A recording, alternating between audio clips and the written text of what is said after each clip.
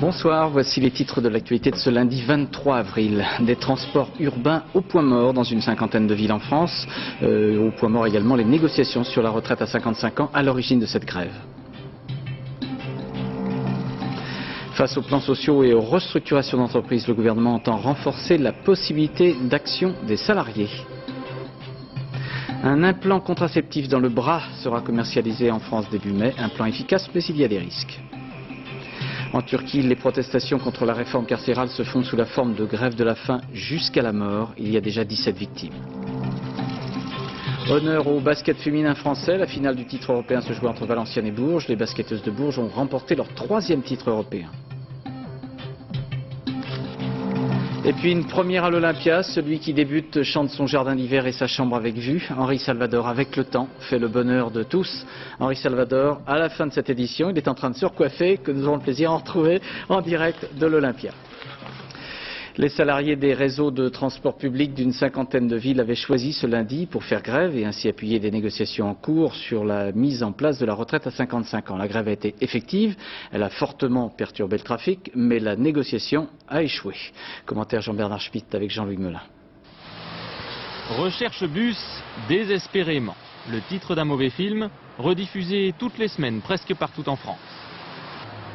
Grève très suivie à Nice.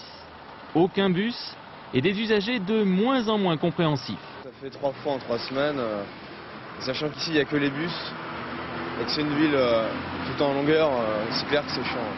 Même tableau dans le sud-ouest. Il n'y a pas de bus aujourd'hui. Ben c'est très cool, je vais rentrer à pied chez moi alors. 550 véhicules au dépôt et 80% de conducteurs en grève pour avoir le droit de partir plus tôt à la retraite. Nous avions une retraite à 55 ans, elle nous a été enlevée et aujourd'hui nous sommes donc à 60 ans et nous revendiquons ce qu'on nous a enlevé. Blocage encore à Nantes, où le moindre tram a été pris d'assaut. À Strasbourg, le conflit pourrait coûter 1 800 000 francs à la direction des transports. En tout, 50 villes touchées et tous les regards tournés vers Paris. 3 heures de négociation au ministère des Transports et un dialogue qui n'avance pas. Il n'y a pas eu de négociation, donc il n'y a pas de résultat. C'est-à-dire que l'UTP a fermé la porte à toute discussion pour le moment. On peut se demander ce qu'elle cherche, si elle cherche l'épreuve de force. Le patronat a mis sur la table des départs anticipés pour ceux qui ont travaillé longtemps dans les transports. Mais ça ne suffit pas. Nous avons fait des propositions pour ceux qui ont travaillé 40 ans ou plus avant 60 ans. Comme nous l'avons toujours dit, ces propositions ont été refusées par les organisations syndicales qui demandent un départ anticipé à la retraite pour tous à 55 ans, quelle que soit la durée d'activité. Porte close donc pour les négociateurs. Les syndicats entendent pourtant maintenir la pression et prévoient une nouvelle mobilisation le 2 mai prochain. Alors peu ou pas d'autobus dans plusieurs dizaines de grandes villes françaises. Ce fut donc, comme à l'habitude, pour les usagers, un affrontement avec les embouteillages notamment. Reportage à Lyon, Didier Guyot et Olivier Jacquelin. C'est exceptionnel aujourd'hui. Hein. À cause des transports en commun. À cause des transports en commun, oui. Sans ça, je vais en ville, j'aurais été par le tram ou le métro. Vous les maudissez? Comment? Vous les maudissez, les grévistes? On aura beau lever les bras au ciel, ici-bas à Lyon, ce sera bouchon pour tout le monde. Ce soir, tout comme ce matin pour cause de grève, les abords de la ville sont saturés. Il n'y a pas de bus, il n'y a pas de tram, il n'y a pas de métro. Ça fait comme ça commence vraiment à faire chier le monde. L'énervement est palpable, le langage est peu diplomatique, mais il est vrai qu'être piéton quand il pleut n'arrange rien à l'affaire. Pas de bus, pas de tramway, une seule ligne de métro qui circule sur 4, alors tant bien que mal, il faut se débrouiller. Je viens d'apprendre qu'il n'y a pas de bus alors que je l'attendais, donc je m'en vais prendre un taxi. Voilà. Bon courage. Merci, au revoir. Université Lyon 2. Pour des centaines d'étudiants, l'unique moyen de locomotion s'appelle tramway. Mais aujourd'hui, il faut soit sécher les cours, soit faire travailler ses mollets. Le matin, quand on se lève et qu'on va à la bouche de métro et que c'est fermé, c'est très énervant. Et ben on se résigne et à pied quoi, à pied. C'est la 5e fois depuis le début de l'année que les transports en commun sont à l'arrêt. La répétition des grèves, les motifs, les revendications exaspèrent. Je trouve qu'ils sont un petit peu favorisés, donc je n'aurais pas trop tendance à être pour leur mouvement de grève. Ouais. en demandent trop? Ils en demandent beaucoup, ouais. Aujourd'hui, les bus sont restés bloqués au dépôt. Demain, pour le plus grand plaisir des usagers, ils reprennent tous du service. Pour prévenir les plans sociaux dans les entreprises prospères, le Parti communiste veut une interdiction pure et simple des licenciements, là où Elisabeth Guigou parle de rétablir l'équilibre entre les exigences humaines et la logique financière. Et la ministre des Affaires sociales, en déplacement aujourd'hui à Lyon, présentera demain à l'Assemblée nationale plusieurs mesures en ce sens. Explication Peggy Leroy. Une boulangerie cossue, un petit patron qui explique entre deux croissants la mise en place des 35 heures. On est bien loin de caler des manifs et des petits lus. Et pourtant, c'est d'ici que la ministre a tenu à donner un avant-goût des mesures qu'elle annoncera demain pour rendre les licenciements plus difficiles. Moi, je présenterai des dispositions pour faire en sorte que les représentants des salariés, le comité d'entreprise, délégués du personnel, puissent être en mesure de discuter du bien fondé des projets de restructuration. Une fois le plan social accepté par le comité d'entreprise, le préavis des salariés devrait être doublé. Et à la fin du contrat, l'indemnité légale de licenciement est tout simplement multipliée par 2. À l'annonce du plan social Marks & Spencer, les Français avaient été choqués par l'abandon des salariés après plusieurs années passées dans la société. Elisabeth Guigou devrait donc frapper fort en matière de reclassement. Ainsi, pour les entreprises bénéficiaires, la rupture du contrat de travail deviendrait impossible tant qu'une formation ou un autre poste n'aura pas été trouvé. La qualité de ces reclassements devrait être soumise au contrôle renforcé du comité d'entreprise. De même, les employeurs devront inciter une autre entreprise à s'installer sur le site qu'ils souhaitent fermer.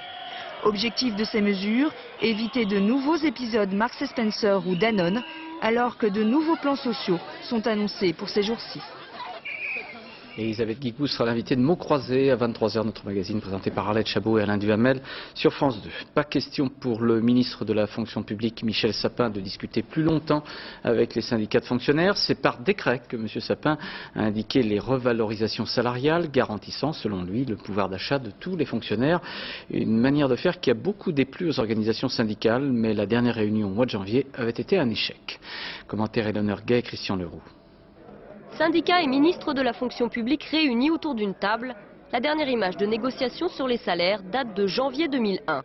Une discussion de 15 heures qui se solde alors par un échec. Je souhaite que nous dépassions cette incompréhension et qu'une explication plus approfondie de ma part et un examen plus approfondi de leur part nous permettent de dépasser cette incompréhension.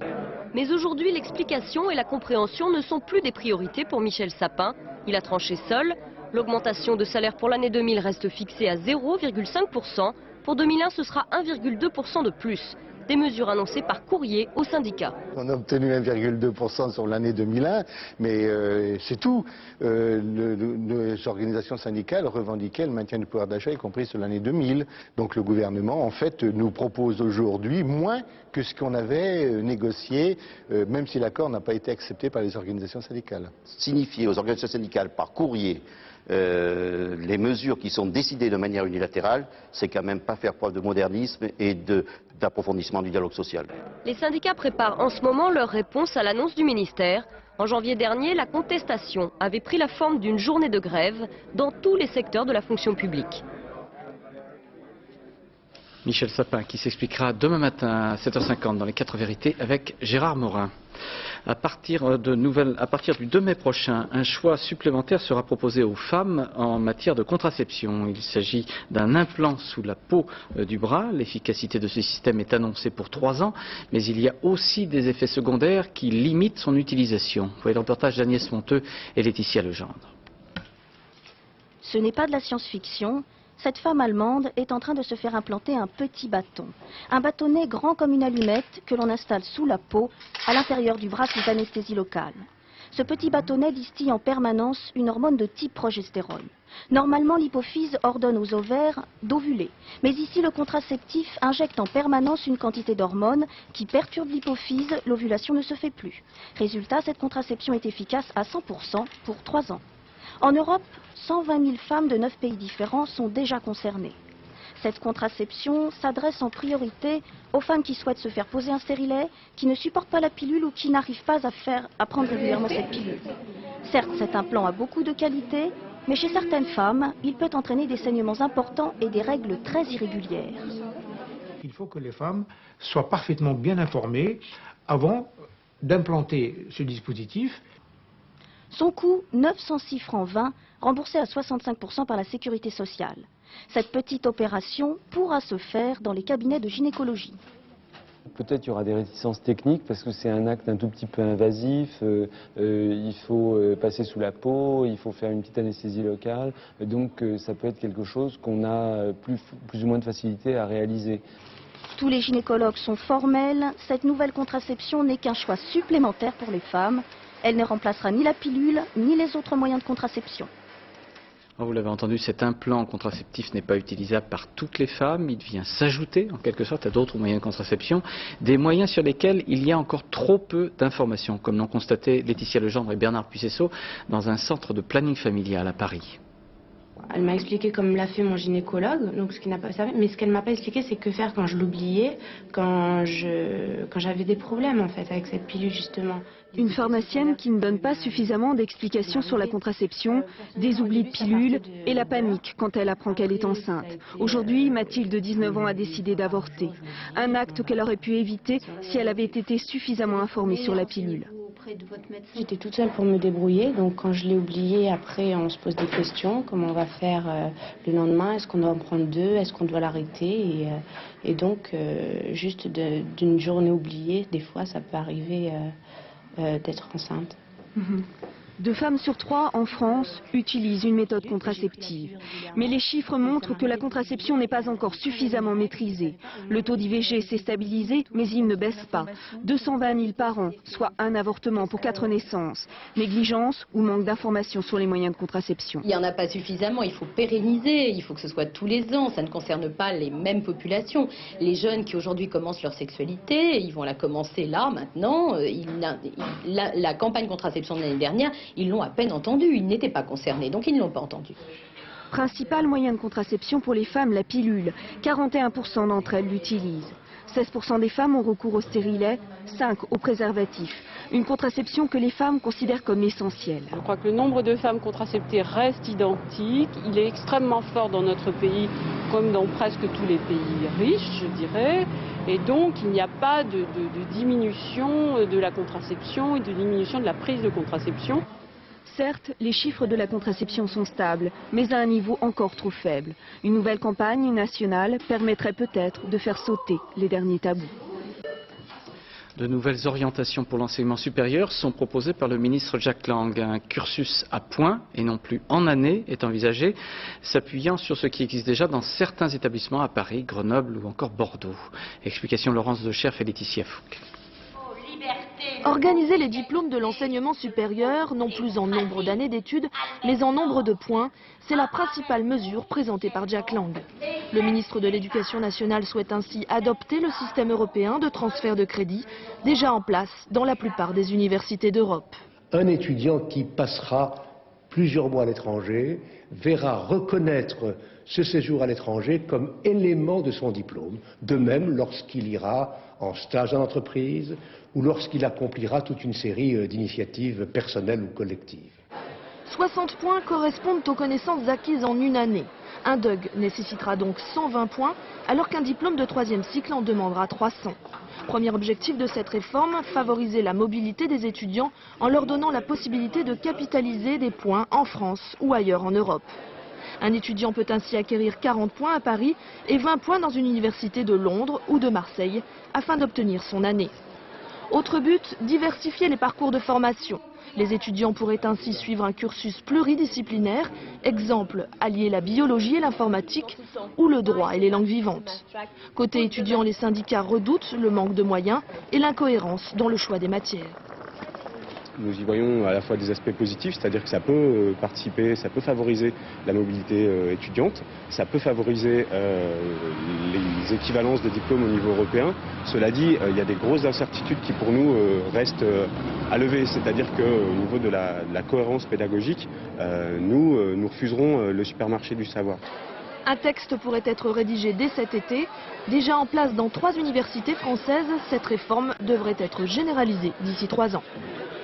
33 milliards de francs, c'est le budget de la ville de Paris. Le nouveau maire Bertrand Delanoë et sa majorité plurielle ont eu moins de 2 semaines pour le préparer et le proposer au Conseil de la capitale où, à droite et à gauche, aujourd'hui, chacun essayait de jouer au mieux son rôle.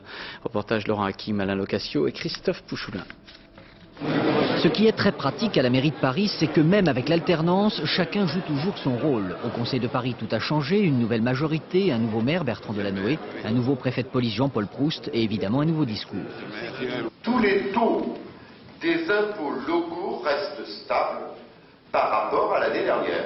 Tout est donc en train de changer, même à droite, où les uns et les autres se font de nouveaux amis. La poignée de main Tibéri-Séguin est certes encore un peu molle et les regards fuyants, mais on dit que les frères ennemis des municipales pourraient se réconcilier. Aujourd'hui, il y a 4 groupes de droite au Conseil de Paris et tout le monde n'est pas franchement d'accord. Il m'a salué, c'est tout. On verra pour l'avenir. Encore une fois, chacun prendra ses responsabilités. Vous voyez une stratégie de la droite, vous? Moi, je vois 4 groupes séparés. À la mairie de Paris, tant qu'il y aura des couloirs, il y aura donc des bruits de couloirs, à droite comme à gauche, car avec le pouvoir, les Verts s'émancipent. À la mi-journée, leur marotte, c'est le PSG. Pas question de subventionner un club qui met plus volontiers la main au porte-monnaie que de but dans les filets. Considérons qu'aujourd'hui, verser 43 millions à un club uniquement pour payer les salaires des joueurs, car en fait, ça ne sert qu'à ça, et qu'il n'y a aucune contrepartie en matière de pédagogie vis-à-vis des jeunes parisiens, des jeunes parisiennes, tout ça n'est pas acceptable. 2 heures après, ça va déjà mieux, signe que les négociations avancent. Est-ce que ça a l'air de mal se passer? J'ai pas la tête de quelqu'un qui trouve que ça se passe mal. En fait, pour s'entendre, le secret, c'est peut-être de piocher dans la même boîte à idées. À un moment donné, j'ai vu le groupe des Verts présenter une idée sur un sujet, c'était la mienne. Et d'ailleurs, l'ancienne majorité prétend elle aussi qu'elle a été copiée par ses successeurs sur plusieurs dispositions budgétaires. Autrement dit, demain, l'essentiel de ce budget de transition devrait plaire au plus grand nombre, une sérénité quasi inédite depuis 2 ans à l'Hôtel de Ville. En Algérie, les projets du gouvernement durcissant les sanctions contre la presse ont provoqué une manifestation hier à Alger. Les journaux algériens craignent une restriction de leur liberté. Les délits de presse sont déjà régis par un code que les journalistes algériens ne cessent de dénoncer. En Israël, au lendemain de l'attentat suicide qui a fait 2 morts et 40 blessés dans la ville de Kfar Saba, aujourd'hui, sur le marché central de Yehuda, non loin de Tel Aviv, une voiture piégée a explosé. Il y a 7 blessés légers, dont 2 enfants. Et puis, dans le sud de la bande de Gaza, après des heurts entre manifestants palestiniens et militaires israéliens, un enfant palestinien de 11 ans a été tué et 12 personnes ont été blessées. En Turquie, la protestation contre la réforme carcérale devient de plus en plus tragique. Les grèves de la faim de détenus, de leurs familles ou de leurs amis ne s'arrêtent qu'avec la mort. Il y a déjà 17 victimes. Le mouvement, lancé par une organisation d'extrême gauche, n'est guère appuyé par l'opinion publique. Nos envoyés spéciaux Dorothée Lyric et Bruno Livertou ont suivi les obsèques de l'une des personnes qui a choisi de mourir à l'issue d'une longue grève de la faim. Ils font le signe de la victoire en criant « Nos martyrs sont immortels ». Tous, ou presque, appartiennent au mouvement clandestin d'extrême gauche, le DHKP, le Parti de libération du peuple révolutionnaire, une variante turque de la fraction armée rouge allemande. Pour eux, le décès de Şenay, 30 ans, mère de 2 enfants, est donc une victoire. Elle s'est éteinte après 160 jours de grève de la faim, et cette mort, ils la jettent aux yeux du gouvernement turc, mais aussi aux yeux du monde. Notre camarade Şenay s'est sacrifié en faisant cette grève de la faim et notre lutte va continuer. Pour nous, elle est devenue une martyre et en ce moment, tous les prisonniers turcs pensent à elle. Il y a 2 jours, nous avons pu nous rendre dans cette maison d'Istanbul où 6 personnes suivent la grève de la faim depuis plus de 150 jours. Şenay était là, avec juste un souffle de vie. À côté d'elle, Oulia et aussi Zera, étudiante de 23 ans, pesant aujourd'hui une 30aine de kilos. On se bat pour fermer les nouvelles prisons de type F, c'est ça notre guerre.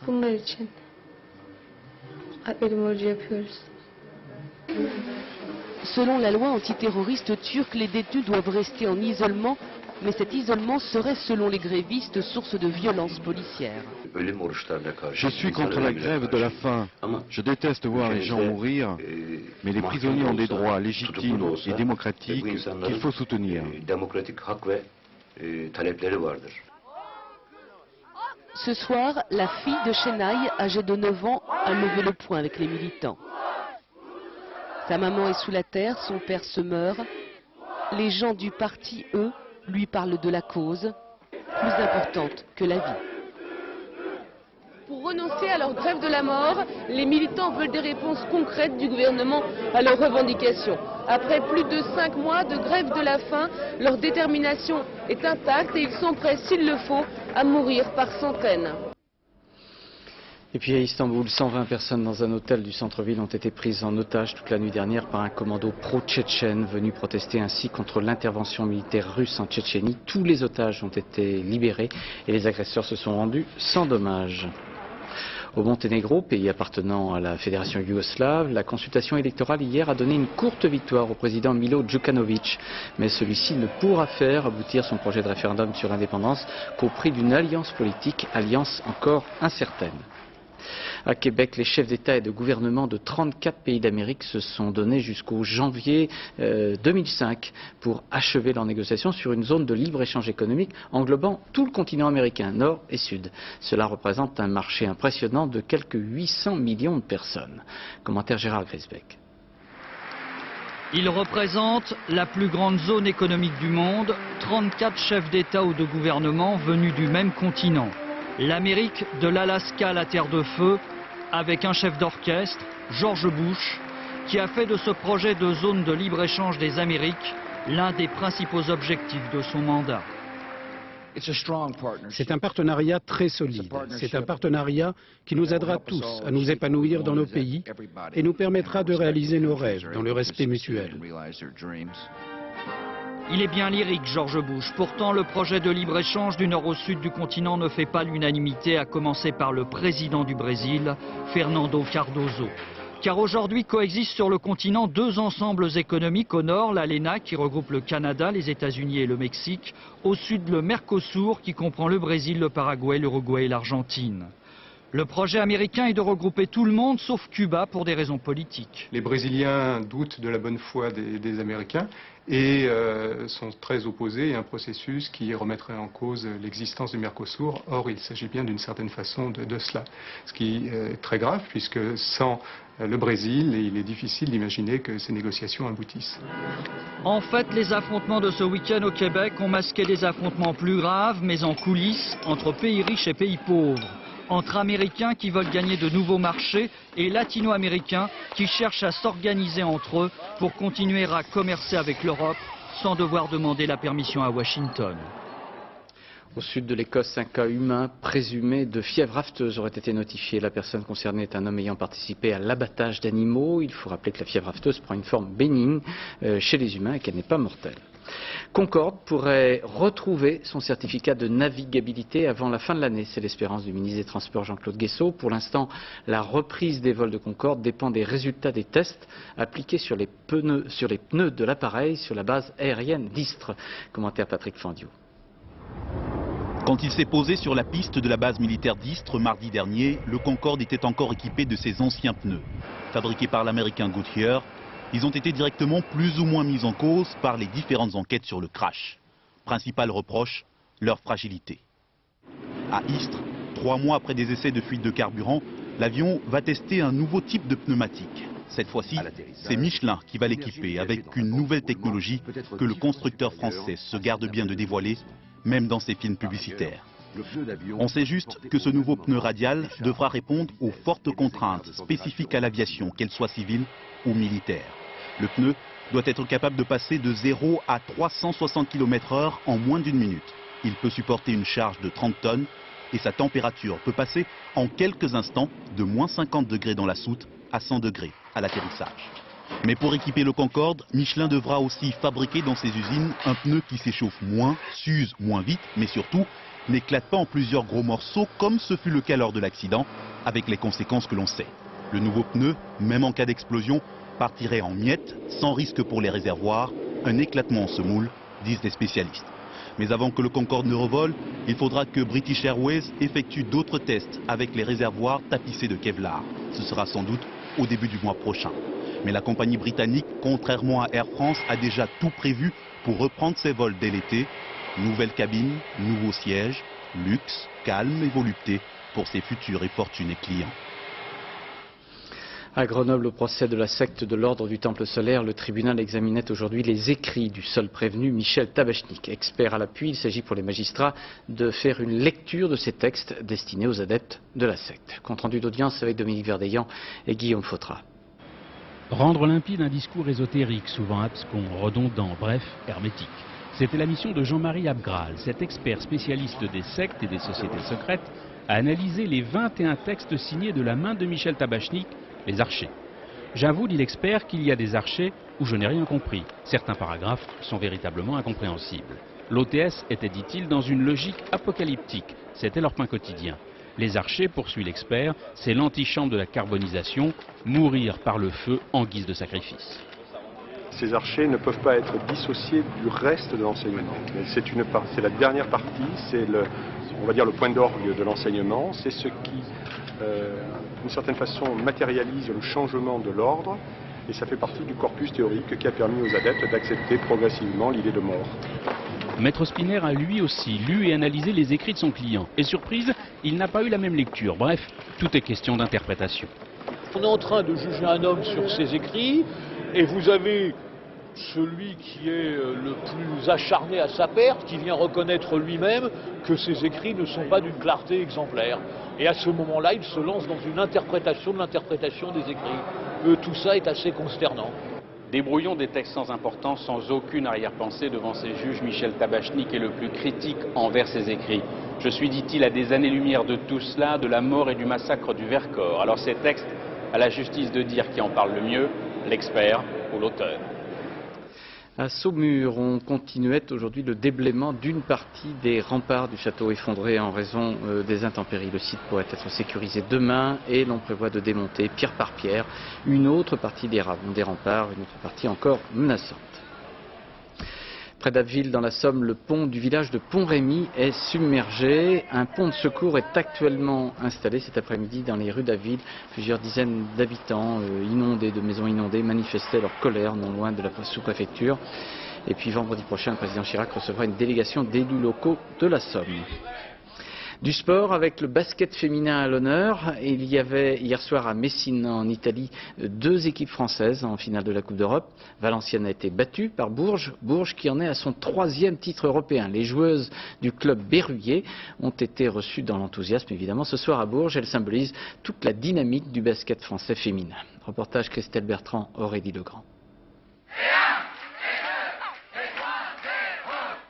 À Bourges, c'est déjà le tube de l'été. 3 victoires en Coupe d'Europe, la ville ne s'en lasse pas, les berruyers sont là, coûte que coûte. Elles font tout le maximum pour gagner tous leurs matchs et on est là pour les soutenir et on sera toujours là. Hein. Une finale inédite, 2 équipes françaises qui s'affrontent en Italie. Bourges et Valenciennes au coude à coude, jusqu'à la dernière chevauchée de Cathy Melin. Seule, elle traverse le terrain et donne à Bourges le 3e titre européen. 97, 98, 2001, jamais une équipe française n'en a autant cumulé. Le basket féminin se porte bien, des centres de formation qui misent sur le long terme, des structures solides pour gérer des professionnels. Le budget de Bourges est de 10 millions et demi, donc c'est tout à fait c'est un budget professionnel. On a des aides des collectivités, on a un club de partenaires qui nous ramène la moitié de notre budget. Et puis comme le basket féminin à Bourges marche beaucoup, on a beaucoup de public, donc c'est des recettes importantes. De nombreuses victoires, mais peu de reconnaissance. Surprise de se voir à la une du journal, ce matin, à peine arrivée à Paris, elles ne se lassent pas de lire et relire leurs exploits. La nuit a été longue et la journée n'est pas finie. Elles filent retrouver leur ville et leur public. Sans stress, les joueuses sont un peu anxieuses et impatientes de partager. À chaque fois, le goût de la victoire est différent. On nous demande souvent laquelle est la plus belle, mais il n'y en a pas à mettre une au-dessus de l'autre. Elles sont fabuleuses à chaque fois. On vit ça avec des équipes toujours un petit peu différentes. Mais c'est vrai que quand on revient après à Bourges, on revoit des visages qu'on connaît, des gens qui nous suivent depuis longtemps. Après ce triplé, public et joueuses rêvent maintenant d'autre chose. Bien figurer au championnat d'Europe, organisé en France en septembre prochain.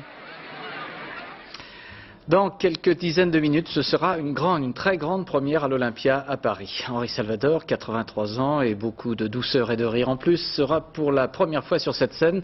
Mais c'est à Bourges, oui Henri, on vous retrouve dans quelques minutes, mais c'est à Bourges lors du 25e printemps, organisé dans la froideur d'avril, qu'Henri Salvador se présentait en avant-première. Reportage Éric Perrin et Philippe Deslandes.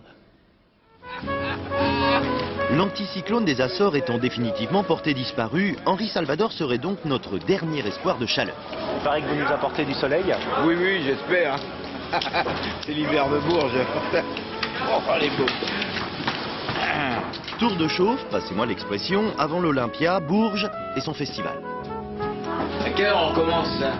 C'est le grand air, c'est une chambre avec vue.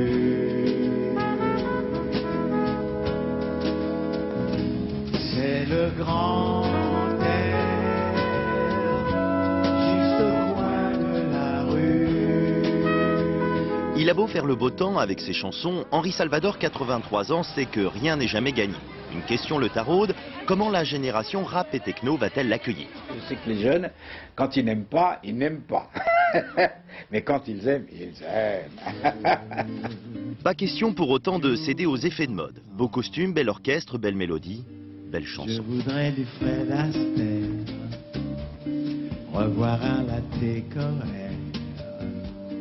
Je voudrais toujours te plaire dans mon jardin d'hiver. C'est un homme qui est classe, ça déjà ça marque. C'est fort, c'est une très belle leçon de vie. Hein. Ouais, c'est des larmes aux yeux, franchement, ouais. Mais super, quoi, j'en garderai un très bon souvenir. J'aimerais t'en voir Syracuse pour m'en souvenir à Paris.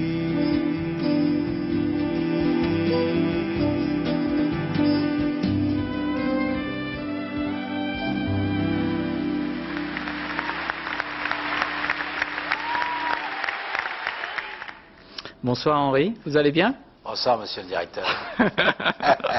Je vais vous dire Henri, on vous aime énormément, mais on vous aime énormément, vous imaginez pas comme on vous aime. C'est vrai? Ah ouais. Je plais. Alors, le bonheur d'être à l'Olympia, c'est un bonheur particulier? Ben, je crois qu'ils vont comprendre ce soir parce qu'ils croient qu'ils vont rigoler, mais ils vont pleurer aussi. C'est bien fait pour eux. Pourquoi vous dites ça? Parce que je fais les deux personnages. Les deux personnages, c'est-à-dire vous jouez plus sur la nostalgie, sur... Ben, il y aura le charme, la fantaisie et les larmes. C'est bien fait pour eux. Tant pis pour eux, ils n'auraient qu'à pas venir. Mais justement, pour tous ceux, ils sont des centaines de milliers qui se sont procurés votre album, c'est vrai qu'il y a un ton de nostalgie, de douceur, presque de tristesse par moments. C'est une ambiguïté sur laquelle vous jouez? Non, il n'y a pas de nostalgie, il y a du charme, il y a de la mélodie, enfin c'est des chansons qui me plaisent, mais il n'y a pas de nostalgie. Vous avez pleuré, vous, mon petit Sérion? Oui, quelquefois j'étais ému, oui. Et il est sensible, le petit Sérion.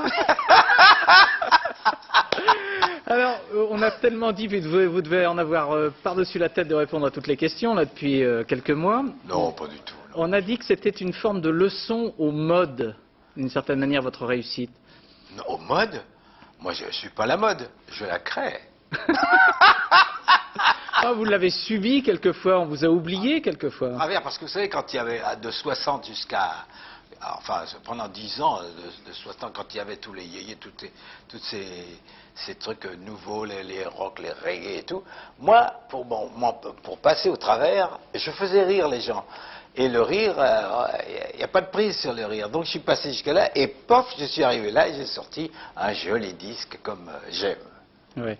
Vous avez dans le concert de ce soir, il y aura Avec le temps de Léo Ferré. Pourquoi vous avez choisi cette chanson? Parce qu'elle m'a porté bonheur. C'est justement une amie qui m'a entendu à la télévision chanter Avec le temps. Et le lendemain, elle m'a appelé, elle m'a dit avec la voix que tu as, il ne faut pas t'arrêter, finis la retraite, il faut que tu chantes. Alors, elle m'a envoyé cette chanson, Jardin d'hiver, et en remerciement de cette chanson de Léo Ferré, je la chante sur scène. Et c'est là qu'ils chialent tous d'ailleurs.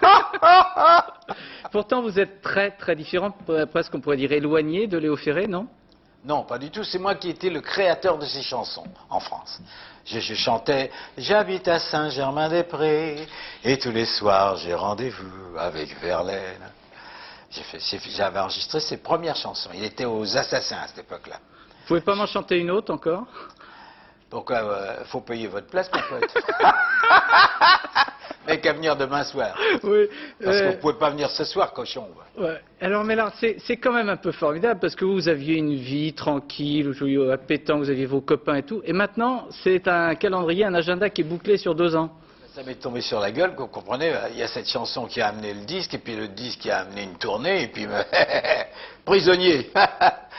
Le travail, c'est tu parles. Oui, mais c'est trop de travail. Vous avez la possibilité maintenant de continuer à rêver, à continuer à avoir votre vie à vous. J'ai préparé mon coup parce que la tournée c'est 2 jours par semaine. Les 5 autres, je dors. Et je joue aux boules. Et ce soir, d'être sur l'Olympia, il y a allez, un mot que vous n'aimez pas, une revanche? Non, il n'y a pas de revanche. Non, il y aura beaucoup d'émotions, je crois, parce que ce sont des retrouvailles, je voulais, mais exactement comme je voulais, quoi. C'est-à-dire, c'est dans la classe, quoi. Merde, quoi. Vous allez penser à quelqu'un en particulier? Vous aurez envie de dédier cette soirée à quelqu'un, à des amis, à qui? À 3 personnes. À Jacqueline, à Borisian et à Catherine, ma femme. Vous voyez? Ouais. Tout est prévu. 3 étapes dans votre vie essentielles. Oui. Voilà, c'est ça.